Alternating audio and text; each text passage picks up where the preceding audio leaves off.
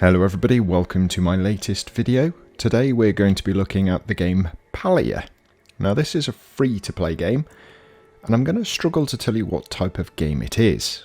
Now it's been slated as an MMO version of Stardew Valley, but in third person. Now I've never played Stardew Valley. I know, that's atrocious, and maybe I should, but I haven't. I originally got this A because it was free to play, but also because it was slated as a building crafting game. And anyone who's watched my channel recently, or even for a long time, knows that I do love a good building crafting game. Small Land, Towers of Aghasba, V Rising, Ark, all of those type of games really do appeal to me.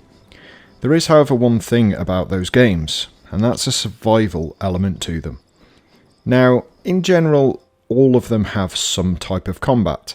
Even Towers of Aghasba, which, in theory, you don't have to engage in combat.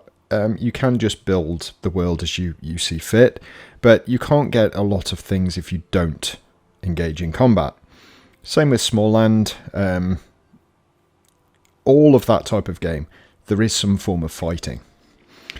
Now there is fighting in this. I'm saying it like that because the only fighting is you hunting, or at least in the 7 hours that I have so far played.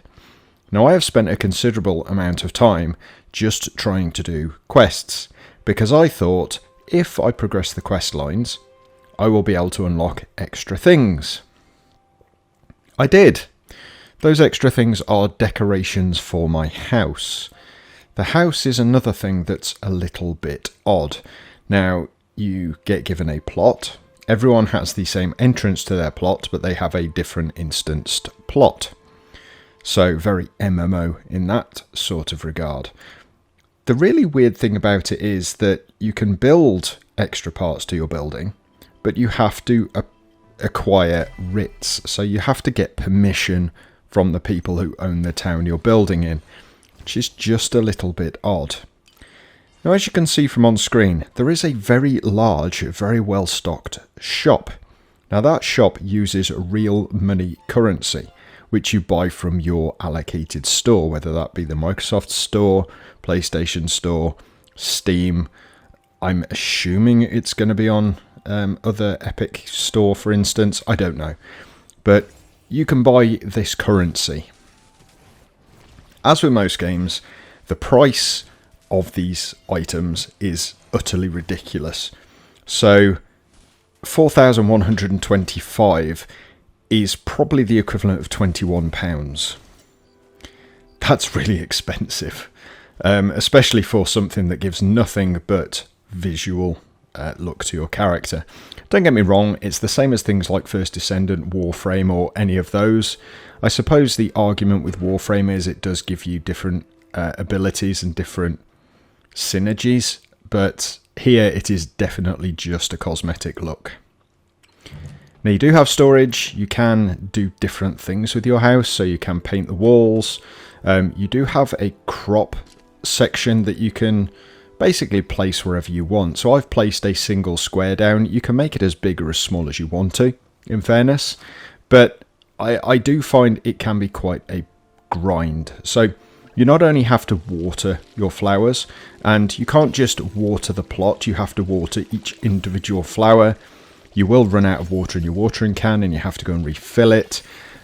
You have to basically remove weeds and various other things of that type. So there we go, weed, and when you press X on that, it will basically remove the weed from the ground.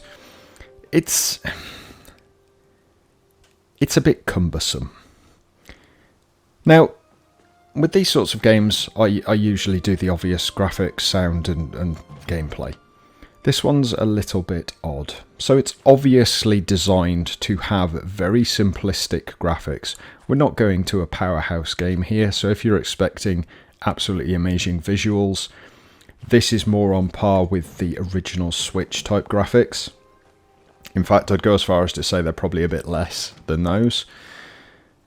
It works for the type of game it is, but at the same time, it would have been nice to have had a little bit more, I don't know, pizzazz to it.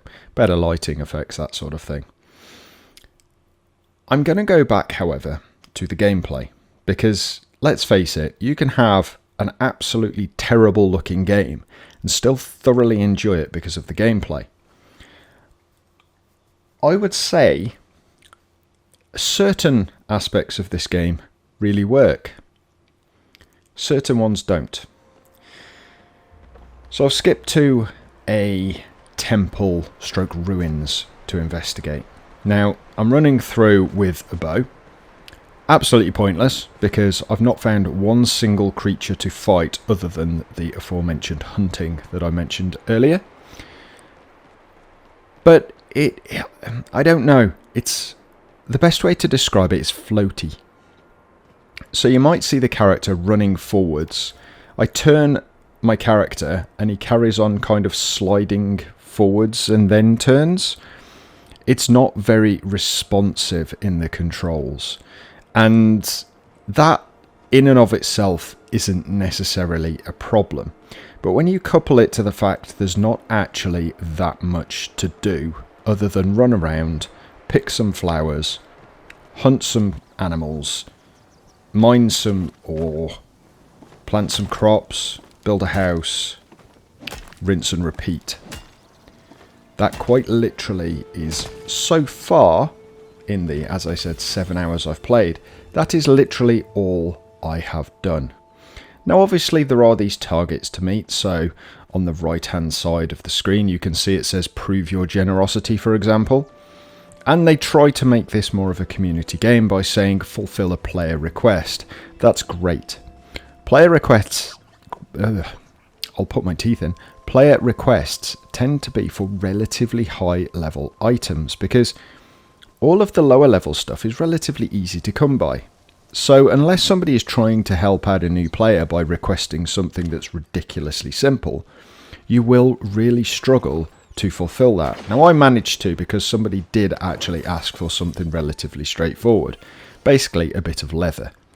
So I managed to do it, but it did take me over 7 hours to be able to get there. It's not ideal. There are other things as well. So I mentioned there's no combat as such.